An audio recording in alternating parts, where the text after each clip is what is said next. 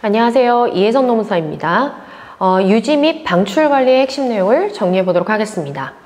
유지 관리 활동으로서 복리후생에 대해 살펴보도록 하겠습니다. 복리후생은 보상관리에 해당하기도 하지만 저희는 유지관리 쪽에서 논의해 보도록 하겠습니다. 복리후생이란 기업이 종업원의 생활의 안정과 질을 향상시키기 위해 종업원과 그 가족에게 제공하는 간접적 보상을 말합니다. 효율적 복리후생 설계를 위해서는 복리후생 프로그램의 형태와 범위를 결정하고 복리후생 비용의 분담을 결정한 뒤 복리후생 수혜 대상자 선정, 그리고 복리후생의 유연성 정도를 결정해야 합니다. 복리후생 프로그램을 설계한 뒤에 적용할 수 있는 복리후생 프로그램들을 살펴보겠습니다. 복리후생 프로그램은 기업의 도입 의무 기준으로 법정 복리후생, 비법정 복리후생으로 구분되고 종업원에게 자율성 부여 여부를 기준으로 표준 복리후생과 선택적 복리후생 제도로 구분됩니다. 법정 복리후생은 사회보장정책의 일환으로 국가가 기업의 법률로서의 실시를 강제함으로써 의무화된 복리후생을 말합니다. 의료보험, 산업재해보상보험, 연금보험, 고용보험, 유급휴일 휴가제도, 퇴직금 제도 등이 포함됩니다. 법정의 복리후생 제도는 국가의 법률에 의하지 않고 기업이 자발적으로 실시하는 복리후생을 말합니다. 여기에는 생활안정과 편의를 지원하는 생활시설, 경제적 안정을 지원하는 경제시설 및 제도, 질병치료와 예방 및 건강 증진을 지원하는 보건위생시설, 건전한 심신 발달 및 여가 선용을 위한 삶의 질 향상을 지원하는 교육, 체육, 오락시설이 있습니다. 선택적 복리후생 제도는 종업원들이 자신의 다양한 욕구에 따라 선호하는 복리후생 프로그램을 자유롭게 선택할 수 있도록 복리후생의 유연성을 최대로 살리는 제도입니다. 다양한 복리후생에 대한 욕구와 선호를 충족하고 복리후생 비용을 안정적으로 통제하여 비용의 효율성을 증대시키기 위해 도입되었습니다. 종업원의 다양한 욕구와 변화하는 욕구를 충족시킴으로써 종업원의 복리후생에 대한 만족도를 증가시키고 종업원과 그 가족이 복리후생 제도의 설계에 참여함으로써 복리후생에 대한 이해가 증진되며 도입 비용이 저렴합니다. 또한 복리후생의 최대 비용을 설정하고 종업원은 그 한도 내에서 선택하므로 비용의 안정적인 통제가 가능합니다. 이러한 장점을 통해서 선택적 복리후생 제도는 종업원들의 욕구와 선호도를 충족시켜 결근율과 이직률을 감소시킬 것이고 나아가 종업원들의 전반적인 직무 만족과 임금 만족도를 증가시키는 것으로 나타났습니다. 하지만 종업원들이 선택을 잘못했을 경우 위급 시에 혜택을 받지 못할 수 있고 복리후생 프로그램의 개발 및 종업원의 선택을 위한 상담 서비스 제공, 정교한 기록 보존 등 관리상의 부담과 비용을 증가시키는 문제가 있습니다. 그리고 종업원들은 그들이 사용할 복리후생만을 선택할 것이고 1년에 높은 수준의 복리후생이 많아짐에 따라 기업의 복리후생비 부담 역시 증가합니다. 이와 같은 단점에도 불구하고 장점이 단점을 훨씬 능가함으로써 앞으로 선택적 복리후생 제도는 점차 보편적인 복리후생 제도로 확산될 것으로 전망됩니다.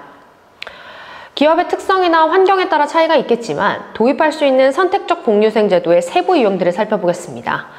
선택 항목 추가형은 모든 종업원들에게 필요하다고 판단되는 최소한의 핵심적인 복리후생 항목을 공통 항목으로 먼저 제공하고 종업원들 개인에게 부여된 일정 점수 한도 내에서 회사가 추가적으로 제공한 여러 항목들 중 자신이 원하는 것을 자유롭게 선택할 수 있는 제도입니다. 모듈형은 종업원이 다양한 복리후생 항목들의 조합으로 구성된 여러 개의 모듈 혹은 패키지 가운데 하나를 선택할 수 있는 제도입니다.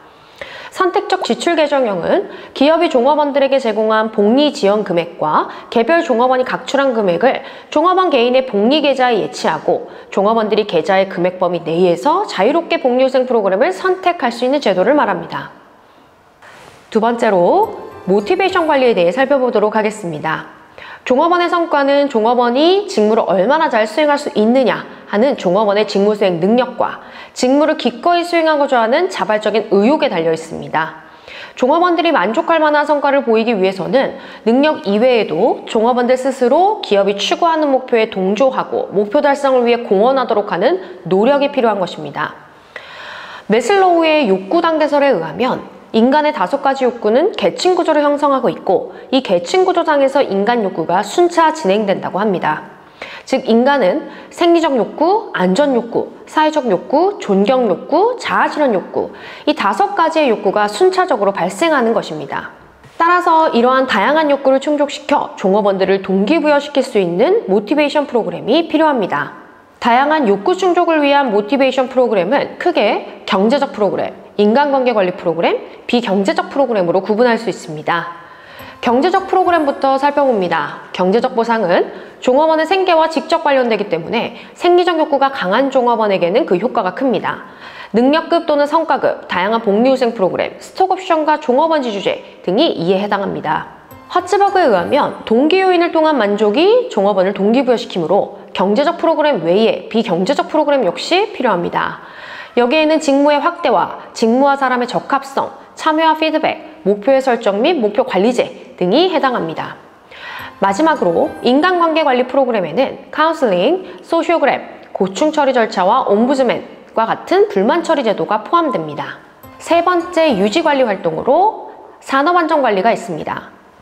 안전관리란 근로자들을 업무 수행 중의 사고로 인한 위험이나 상해로부터 보호하기 위하여 산업재해 원인을 규명하고 사고를 사전에 예방함으로써 근로자의 생명과 신체의 보호는 물론 기업의 경제적 손실을 보호하는 체계적이고 과학적인 재반 활동을 말합니다.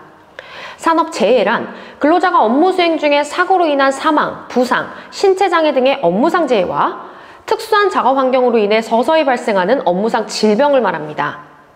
산업재해 발생 원인으로는 개인의 선천적, 후천적 소질 및 부주의나 불안정한 행동에서 일어나는 인적 요인, 기업 내의 각종 물적인 시설과 장치 등의 결함으로 인해 발생하는 물적 요인, 작업 환경의 부적절에 따르는 각종의 물리적, 화학적 위험 요인인 환경적 요인, 안전교육의 불충분, 작업관리의 불량, 결격자의 채용 및 배치 등 관리적 요인이 있습니다.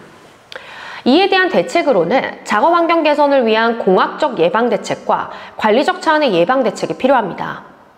작업 시설 혹은 설비 등에 대한 작업 환경의 개선이 이루어졌다 하더라도 작업자의 부주의 등으로 인해 재해가 발생할 수 있기 때문에 관리적 차원의 재해 감축 노력이 요청됩니다. 여기에는 손실 예방 프로그램의 개발과 실시, 안전전담위원회 설치, 안전규정의 제정과 시행, 적합한 종업원의 선발, 종업원과 감독자에 대한 안전교육훈련, 피드백과 인센티브 등이 해당합니다. 유지관리 활동에 해당하는 마지막 활동으로 노사관계 관리를 살펴보도록 하겠습니다.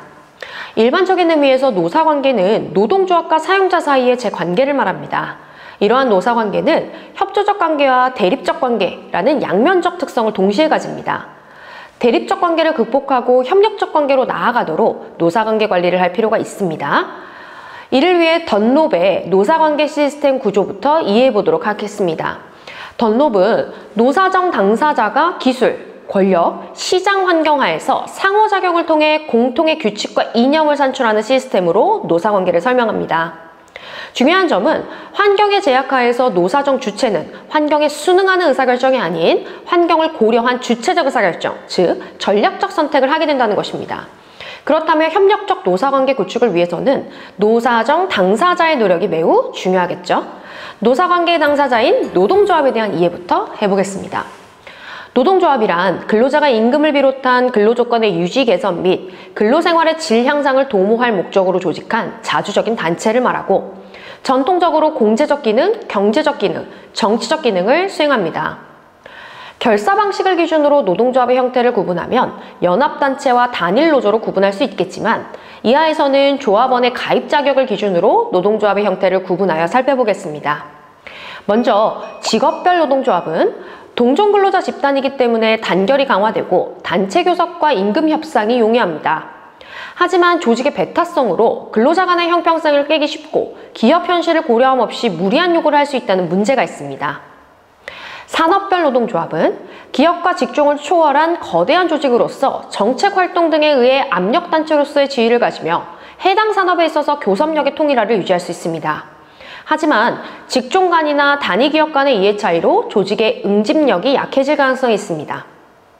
일반 노동조합은 미숙련 근로자의 고용의 안정과 임금 및 근로조건의 최저 한도 설정 등의 장점이 있으나 조합 구성원의 이질성으로 인해 단결력이 약하고 의견 종합의 곤란 등으로 인해 단체 교섭 기능이 약화된다는 문제가 있습니다. 마지막으로 기업별 노동조합은 조직의 범위가 명확하며 조직 활동이 비교적 용이합니다. 또한 조합원들의 근로조건을 획일적으로 적용하기가 용이하며 사용자와의 밀접한 관계로 노사화합이 용이합니다. 하지만 기업 내 직종 간의 반목과 대립이 유발될 가능성과 사용자와 종업원 간의 상하관계로 인하여 노조 기능의 약화, 조합 운영상의 어려움이 있습니다. 이러한 노동조합의 활동을 보호하기 위한 제도들이 있습니다. 대표적인 것이 숍제도인데요. 이는 기업이 신규 인력을 채용할 때 지원자의 신분과 관련한 노동조합과의 재관계의 형태를 말하는 것으로 노조 안정조항 중 하나입니다. 기본적 숍 제도로는 신규 채용이나 결혼 보충 시에 조합원만이 사용자에게 고용될 수 있는 클로즈드 숍, 사용자가 비조합원도 자유로이 고용할 수 있지만 일단 고용된 근로자는 일정한 수습기간 내에 조합에 가입하여야 하는 유니언숍, 사용자가 조합원이든 비조합원이든 차별을 두지 않고 고용할 수 있으며 조합 가입이 고용의 전제 조건이 아닌 오픈숍이 있습니다. 그 밖에도 비조합원도 조합원들의 조합비에 해당하는 재정적 지원을 정기적으로 해야 하는 대리기관숍, 비조합원의 고용도 가능하지만 노동조합원일 경우 그들에게 고용의 우선권을 줘야 하는 조합원 우선숍 제도, 단체 협약이 체결되면 협약 체결일 현재 조합원인 근로자는 일정 기간 내에 노조에서 탈퇴할 수 있으나 그 기간에 탈퇴하지 않으면 협약 기간 동안 노동조합원 자격을 유지해야 하는 조합원 자격유지 숍 제도가 있습니다. 노동조합은 사용자와 노동자들의 고용 조건을 협상하는 단체 교섭을 실시합니다. 여기에는 특정 기업 또는 사업장 단위로 조직된 독립된 노동조합이 그 상대방인 사용자와 단체 교섭을 행하는 기업별 교섭, 전국에 걸친 산업별 노조나 하부 단위 노조로부터 교섭권을 위임받은 연합체 노조가 이에 대응하는 산업별 혹은 지역별 사용자 단체와 교섭하는 통일교섭, 통일교섭과 기업별 교섭의 절충 방식으로 상부단체와 각 단위 노조에 대응하는 개별 기업의 사용자 간 이루어지는 대각선 교섭, 여러 개의 단위 노조와 사용자가 집단으로 연합전선을 형성하여 교섭하는 집단교섭, 기업별 노동조합 또는 기업 단위 지부가 상부단체와 공동으로 참가하여 기업별 사용자 측과 교섭하는 공동교섭이 있습니다. 단체 교섭이 결렬될 경우 노동쟁의 상태에 들어갑니다. 이러한 노동쟁의가 행위로 발현될 경우 쟁의행위가 되는데 근로자 측 쟁의행위로는 파업, 태업, 사보타지, 불매운동, 피케팅, 준법투쟁이 있고 사용자 측 쟁의행위에는 직장폐쇄가 있습니다. 협력적 노사관계 구축을 위해 중요한 활동이 바로 경영참가입니다. 경영참가란 근로자 또는 노동조합이 기업의 여러 계층 수준에서 경영상 의사결정에 참가하여 영향력을 행사하는 과정입니다. 여기에는 의사결정 참가, 성과 참가, 자본 참가가 있습니다. 의사결정 참가 제도는 근로자 또는 노동조합이 최고 경영층의 의사결정에 참가하여 영향력을 행사하는 과정입니다. 여기에는 근로자 또는 노동조합을 기업의 의사결정 과정에 참여시켜 통상적으로 직무의 범위를 넘어 공동경영, 공동관리의 결정에 참여케 하는 노사 공동결정제도, 노사 쌍방의 대표자들이 단체 교섭의 대상이 되는 근로조건 이외의 문제, 즉 작업 능률, 생산성 등에 대해서 논의하는 노사협의회가 포함됩니다. 경영성과 참가 제도로서 근로자에게 경영의 이익에 참가시키는 제도로는 이윤분배제도, 생산성 이득배분제도가 있습니다. 마지막으로 근로자로 하여금 주주의 지위를 부여함으로써 경영에 참여하도록 하는 제도를 자본참가라 합니다. 여기에는 종업원 지주제도, 우리사주제도, 주식매입 선택권 제도가 포함됩니다. 이제 인사관리 기능활동의 마지막인 방출관리에 대해 살펴보겠습니다. 이직이란 일반적으로 사용자와 종업원 간의 고용관계가 단절되어 종업원이 소속한 조직으로부터 이탈하는 것을 의미합니다. 여기에는 기업의 의사에 의해 고용관계가 단절되는 비자발적 이직과 종업원의 의사에 의해 고용관계가 단절되는 자발적 이직이 있습니다. 자발적 이직 중에서도 통제가 가능한 이직인 전직을 중심으로 내용을 살펴봅니다. 전직은 종업원이 상사나 동료와의 불화, 회사의 급여나 승진, 기타 주요 회사에 대한 불만으로 인해 혹은 자신의 성장과 발전을 위해 보다 조건이 나은 다른 회사로 옮기기 위한 이직을 말합니다. 이직의 기능을 살펴보면 이직자에게는 직장 생활에서의 불확실성이 증가하지만 경력 개발, 소득 증가, 능력 발휘 기회를 부여한다는 장점이 있고 잔류자에게는 조직 내 사회적 관계 훼손, 업무량 증가라는 단점이 있으나 이동 및 승진 기회 부여, 새로운 동료로부터의 자극이라는 장점이 있습니다.